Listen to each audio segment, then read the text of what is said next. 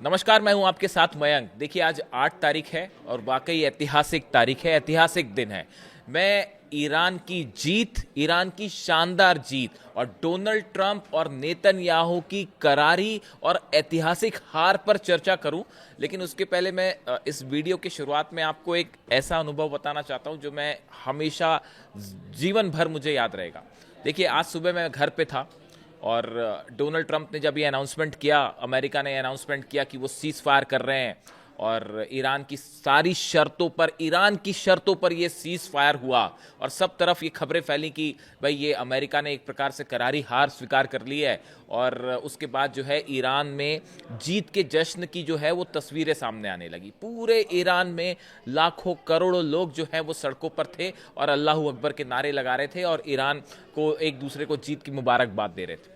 लेकिन इसी बीच देखिए, एक घटना ऐसी हुई कि मेरे घर पे मेरे फ्लैट की डोरबेल बजती है, घंटी बजी फ्लैट की। मैंने जैसे ही दरवाज़ा खोला तो सामने एक 10 साल की बच्ची खड़ी हुई थी। ये मेरी ही सोसाइटी में रहती है, जहाँ मैं रहता हूँ वहीं पास ही में रहती है। तो उसके हाथ में एक बॉक्स था। मैं आपके साथ शेयर करना चाह रहा हूँ इस अनुभव को। उसके हाथ में एक बॉक्स था। मैंने पूछा, बेटा बताओ सुबह सुबह कैसे आ गए आप? तो उन्होंने कहा कि मयंक अंकल, मैं आपके लिए खीर लेके आई हूँ, मैं आपके लिए सेवई लेके आई हूँ। तो मैं बड़ा हैरान हुआ। मैंने पूछा, अरे सेवई आज क्यों? तो उन्होंने कहा, देखिए अंकल, इस बार आप जो है ईद पर हमारे यहाँ नहीं आए। हमें पता है इस बार आपने ईद नहीं मनाई, ईद पर आपने सेवई नहीं खाई, क्योंकि अली खामनेई साहब के निधन से, उनकी डेथ से आप बहुत सैड थे, इस जंग की वजह से आप बहुत सैड थे, इसलिए आपने सेवई नहीं खाई। लेकिन आज ईरान जीता है अंकल और मैं आपके लिए सेवई बना के लाई हूँ। और वो बच्ची मेरे लिए जो है वो सेवई बना के लाई। बेहद ही इमोशनल मोमेंट था। मैंने उस बच्ची से कहा, बेटा मैं अपने लाखों दर्शकों के साथ आज ये बात शेयर करूंगा, और चूंकि बच्चे मन के हमेशा सच्चे होते हैं और उसने ये सेवई बनाई है तो ये खाने की भी बनती है। बहुत बहुत शुक्रिया बेटा, ये बात मुझे हमेशा याद रहेगी। देखिए, आगे बढ़ते हैं, हम अपने वीडियो पे आते हैं। आज सब तरफ पूरे दुनिया भर में ये खबरें हैं कि ईरान की शानदार जीत हुई है और ईरान के सामने अमेरिका झुक गया। लेकिन आप अगर सही अर्थों में इसको एनालाइज करें, इस पूरे घटनाक्रम को जो पिछले 12 घंटे में हुआ है, ये जीत जो है, जो तस्वीरें आज ईरान से आ रही हैं, ये जीत ईरान की उस जनता की जीत हुई है। ये जीत है इमाम हुसैन की, ये जीत है अली खामनेई साहब के उसूलों की, अली खामनेई साहब के सिद्धांतों की जीत है। उन्होंने इस्लामिक क्रांति के बाद ईरान में जो सिद्धांत रखे, जो मूल्य रखे, ये आज उनकी जीत है। ईरान की जनता ट्रंप की मिसाइलों के सामने सीना तान के खड़ी हो गई और ये कल बात पूरी दुनिया ने देखी। जितने एनर्जी सेंटर्स थे, जितने न्यूक्लियर सेंटर्स थे, कल रात को, बीती रात को लाखों लोग वहां जमा थे और मानव श्रृंखला बना के, ह्यूमन चेन बना के वहां पर मौजूद थे। किसी को ना टॉमहॉक मिसाइल का डर था, ना किसी को F-35 का डर था, ना F-16 का डर था। ये ईरान का हौसला था, ये आज उसकी जीत हुई है, ये सच्चाई की जीत हुई है। आज एक बार फिर पूरी दुनिया ने देखा कि अगर दुनिया के सबसे ताकतवर मुल्क होने का दावा करने वाला जो राष्ट्रपति है या कंट्री है, उसको कैसे झुकाया जाता है, इसका परफेक्ट एग्जाम्पल पेश किया है ईरान ने। ईरान ने पूरी दुनिया को वो फॉर्मूला बताया है कि कैसे आप दादागिरी का जवाब दे सकते हैं। कभी वेनेजुएला पर हमला कर देंगे, कभी टैरिफ लगा देंगे, कभी ग्रीनलैंड पर हमला कर देंगे। ये तमाम बातों का कैसे मुंह तोड़ करारा जवाब दिया जाता है। और देखिए, ये इतिहास की सबसे बड़ी हार मानी जाएगी अमेरिका की। वर्ल्ड वॉर 1, वर्ल्ड वॉर 2, उसके बाद अगर कोई इतिहास ये लिखा जाएगा कि उसके बाद एक ऐसी जंग हुई जिसमें अमेरिका की शर्मनाक हार हुई, तो वो इस जंग का जो है वो जिक्र किया जाएगा। वो कैसे हुई उसका भी हम जिक्र करेंगे। लेकिन देखिए, इन सब चीज़ों के बीच में कुछ बातें ऐसी हैं जो बेहद अहम है, जो मैंने आज जिसका थंब भी बनाया है। कहा यह जा रहा है कि जल्द ही पाकिस्तान में ईरान और अमेरिका के बीच में बातचीत होगी। लेकिन जो हालात बता रहे हैं, जो रियलिटी बता रही है, वो इस ओर इशारा कर रहे हैं फिर से कि हो सकता है डोनाल्ड ट्रंप एक बार फिर धोखा करें। हो सकता है डोनाल्ड ट्रंप सीज फायर का नाम देने के बाद एक बार फिर हमला करें। इसकी बहुत प्रबल संभावनाएं हैं और ईरान की मिसाइल्स भी रेडी है। इस बात को ईरान भी अच्छी तरह समझ रहा है। अब मैं ये बातें क्यों कह रहा हूं, ये आपको ध्यान से समझना पड़ेगा कि आखिर ऐसा क्यों है, इसकी आशंका क्यों जताई जा रही है कि ये सीज फायर कुछ ही दिनों का सीज फायर और खत्म हो जाएगा। देखिए, पहली बात तो ये समझिए कि जो सीज फायर करना पड़ा अमेरिका को, बेहद मजबूरी में करना पड़ा है। अमेरिका के सारे बेस तबाह हैं, मिडिल ईस्ट के बेस जल रहे हैं। जो मेरी जानकारी है, बाद में आपके पास आएगी, जो भी सोर्सेस से, मेरे अपने सोर्स हैं जो मैं एनालाइज करता हूं, अमेरिका के 25 प्लेन तबाह हुए हैं। चाहे वो एयर मोड में रहे हों, चाहे वो अलग अलग एयरपोर्ट्स पर खड़े थे, अलग अलग बेसिस पर खड़े थे। 25 प्लेन ऐसे हैं जो तबाह हुए हैं अमेरिका के। अगर आप हार उनकी गिरना शुरू करें, पूरा डिफेंस सिस्टम तबाह हो गया, थाट तबाह हो गया, पेट्रियट तबाह हो गया। आप देखें, मिडिल ईस्ट से हालात यह है, मिडिल ईस्ट से अमेरिका का प्रभाव अब लंबे वक्त तक हट चुका है। उनके साथी देख चुके हैं कि ये हमें नहीं बचा पाए, चाहे सऊदी हो, चाहे यूएई हो, चाहे बहरीन हो, चाहे इराक हो, चाहे जॉर्डन हो। सबके सामने यह बात आज साबित हो गई है कि जब ईरान मिसाइल से हमला करता है तो ना डोनाल्ड ट्रंप बचा सकते, ना अमेरिका बचा सकता है। तो ये जो एक हुआ था कि अमेरिका बचा लेगा, वो हमेशा के लिए खत्म हो गया है। अब मिडिल ईस्ट का किंग है ईरान, और पूरा पूरा वर्ल्ड ऑर्डर अब चेंज हो चुका है। इस बात को याद रखिएगा। मैंने पहले भी कहा था आपको कि वर्ल्ड ऑर्डर जो है वो पूरा चेंज हो जाएगा और अब यही होगा। अब मिडिल ईस्ट का किंग होगा ईरान। लेकिन देखिए, ये बात क्यों कही जा रही है कि ये धोखा हो सकता है, उसकी सबसे बड़ी वजह है, 5 मुद्दे मैं आपको गिराता हूं। देखिए, ईरान ने बिल्कुल साफ कर दिया है कि ठीक है, बातचीत करिए, जो है करना है करिए। यूरेनियम जो है 450 किलो एनरिच्ड यूरेनियम, वो ईरान किसी सूरत में नहीं देगा। ये बात साफ है, और अब तो इस जंग के बाद और क्लियर है। यानी ईरान के पास यूरेनियम रहेगा। अमेरिका की करारी हार, क्या अमेरिका इस बात के लिए तैयार हो जाएगा? दूसरी बात, ईरान ने साफ कर दिया है, हम अपना सिविल जो न्यूक्लियर प्रोग्राम है, हम वो तो नहीं रोकने वाले, चाहे जो हो जाए। क्या अमेरिका इस बात को तैयार हो जाएगा?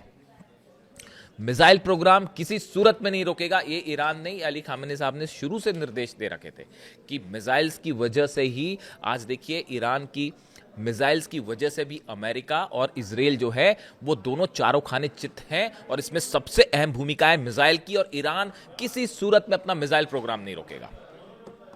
जितने सहयोगी हैं, चाहे हिजबुल्ला हो, चाहे हुती हो, चाहे हमास हो, इनको लेकर किसी तरह का कोई समझौता नहीं होगा। ईरान ने कहा है जितना नुकसान हुआ उसकी भरपाई करिए। चलिए, वो भरपाई तो हो जाएगी, वो अमेरिका क्या करेगा, जो अरब देश है इन्हीं से वसूल करके ईरान को दे देगा, वो उतना बड़ा मुद्दा नहीं है। लेकिन हॉर्मूज का क्या होगा? क्या हॉर्मूज पर अब हमेशा ईरान का कंट्रोल रहेगा? पहले तो ईरान ने खोल रखा था, लेकिन अब हालत यह है कि अब ईरान के कब्जे में है। इससे बड़ा फेलियर और अमेरिका का किसी राष्ट्रपति का और नहीं हो सकता, डोनाल्ड ट्रंप का नहीं हो सकता। इसीलिए अमेरिका में अब डोनाल्ड ट्रंप के इस्तीफे की मांग उठने लग गई है। यानी अभी तो कहानी शुरू हुई है, ये जो सीज फायर से कहानी शुरू हुई है। अब आप आगे आगे देखिए इसका अमेरिका में क्या इसके साइड इफेक्ट्स होते हैं। और ये इस तरह की चर्चाएं शुरू हो गई हैं कि डोनाल्ड ट्रंप की हार तय है। और बड़े सारे ऐसे सांसद हैं जो डोनाल्ड ट्रंप की पार्टी के हैं, वो ये खुद कह रहे हैं कि आपने जो है इतनी, अमेरिका का पूरी दुनिया में प्रभाव घट गया। ईरान ने सीधी सीधी मात दे दी अमेरिका को। क्या चीन से लड़ोगे और क्या रूस से लड़ोगे? तो ये तमाम बातें, अब ये सब जो मुद्दे हैं, क्या इन मुद्दों पर सहमति हो पाएगी? ये मुद्दे तो 6 दौर की जब बातचीत थी उसमें भी थे।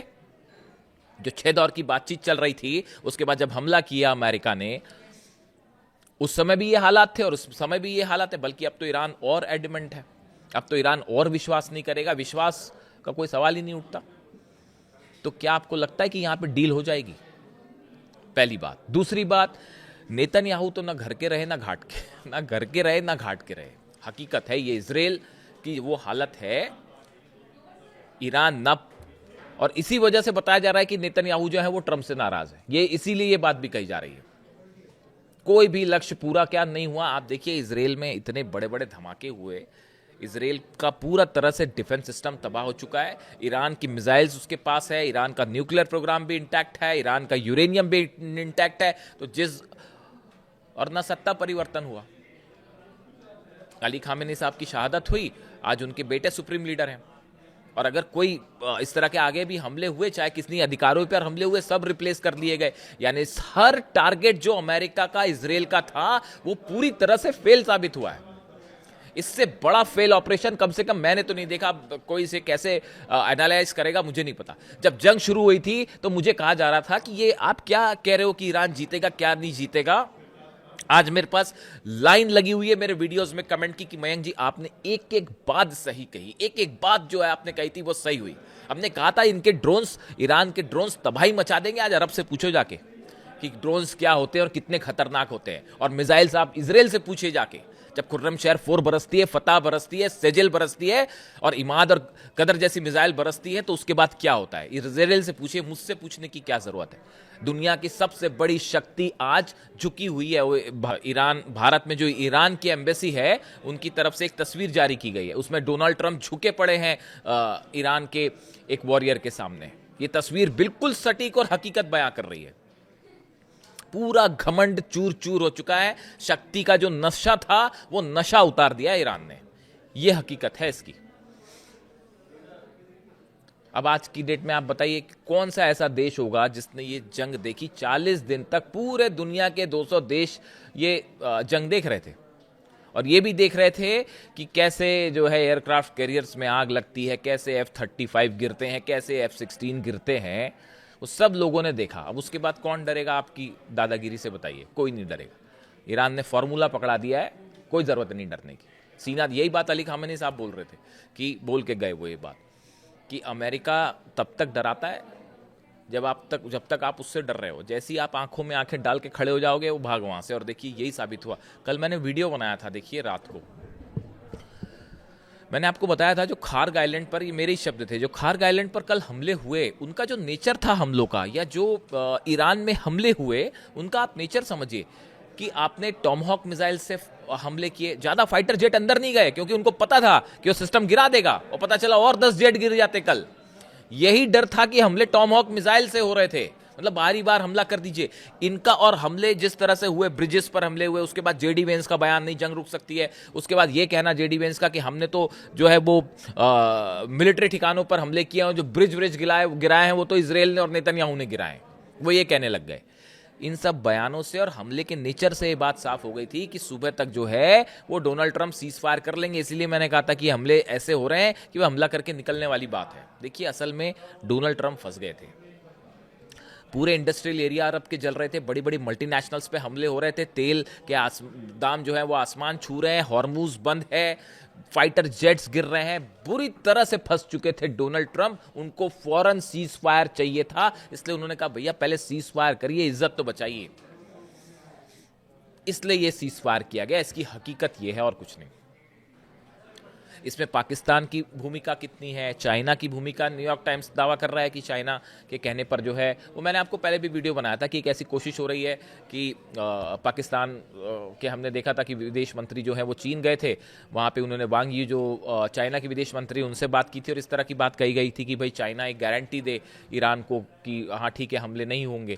तो हो सकता है इस तरह की कोई भूमिका हो। देखिए ऐसी जो टॉक्स होती है इसमें बड़ी सारी बातें आपको सुनने को मिलेंगी, लेकिन हकीकत क्या है वो थोड़ा समय पे आने पे पता चलेगी। अब ये टॉक्स हो रही हैं जो पाकिस्तान में 2 दिन बाद जो है ईरान के प्रतिनिधि आके बात करेंगे और अमेरिका की तरफ से जेडी वेंस भी शामिल होंगे। गौर करने वाली है, कुशनर और विटकॉफ के साथ जेडी वेंस भी शामिल होंगे इस बार बातचीत में, क्योंकि जेडी वेंस को लेकर ये कहा जाता है कि वो ये नहीं चाहते कि ईरान से ज्यादा जंग हो। उनकी इस तरह की भूमिका है। लेकिन किसी की कोई भी भूमिका हो साहब, उससे क्या फर्क पड़ता है। जंग ईरान कह रहा है जंग करना, तो आइए हम तैयार बैठे हुए हैं। और ये सीज फायर है। ईरान की तरफ से क्या बयान आया है, ये सिर्फ सीज फायर है और धोखा करोगे तो इससे भी बड़ा हमला होगा। देखिए कल रात को असल में हुआ क्या, कल रात को हुआ ये कि डोनाल्ड ट्रंप अपनी मंडली के साथ बैठे थे व्हाइट हाउस में। उनको ये सूचना दी गई, संभवतः पाकिस्तान से फोन गया और ये बताया गया कि ईरान में लाखों लोग खड़े हुए हैं, इलेक्ट्रिक जितने पावर स्टेशंस हैं, इलेक्ट्रिक स्टेशंस है, उसके आसपास लाखों ईरानी मौजूद हैं। न्यूक्लियर सेंटर्स के पास लाखों ईरानी मौजूद हैं। हमला करेंगे आपके एनर्जी सेंटर्स पे।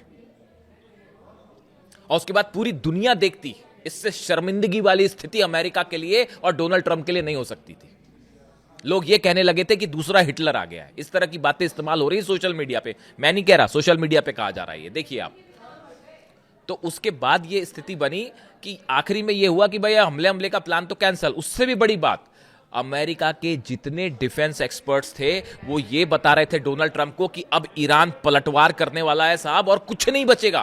पूरे अरब का एक एक तेल का कुआं जलेगा, बुर्ज खलीफा गिरेगा, जितनी मल्टीनेशनल्स हैं वो जलेगी, और डिमोना के लिए 50 मिसाइल्स तैयार थी डिमोना पर गिरने के लिए। 50 मिसाइल्स, 50 खुर्रम शहर फतह मिसाइल्स तैयार थी इजराइल के न्यूक्लियर सेंटर पर हमले के लिए। अगर कल रात को फिर से अमेरिका ने हमला किया होता और ईरान ने अगर बदला लिया होता, नक्शे से कौन मिट जाता, किसकी सभ्यता, और वो डायलॉग चल रहा था ना कि हम आपकी सभ्यता और खत्म कर देंगे और क्या सिविलाइजेशन खत्म कर देंगे, और किसकी खत्म हो जाती वो कल पता चल जाता। कैसी भाषा थी ये। इस जंग में सबने अपनी अपनी स्थिति समझा दी, कैसी कैसी भाषाओं का इस्तेमाल हुआ, वो भी एक राष्ट्रपति के द्वारा। बेहद हैरान करने वाला है।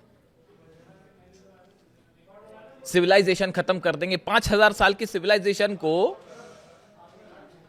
कैसे खत्म कर दोगे आप। देखिए इस पूरे जंग में कई ऐसे लोग रहे ईरान की तरफ से जिन्होंने बड़ी अहम भूमिका निभाई है और एक ऐसा रोल अदा किया, इससे बेहतरीन कुछ नहीं हो सकता था। उसमें एक नाम ईरान के विदेश मंत्री अब्बास अराक्ची साहब का हमेशा के लिए दर्ज रहेगा।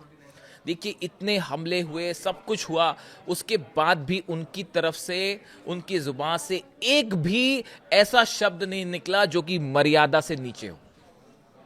इसे कहते हैं, ये है ईरान के संस्कार, ये है फारस के संस्कार, ये है अली खामेनी साहब के का विदेश मंत्री होने के संस्कार। याद रखिएगा इस बात को।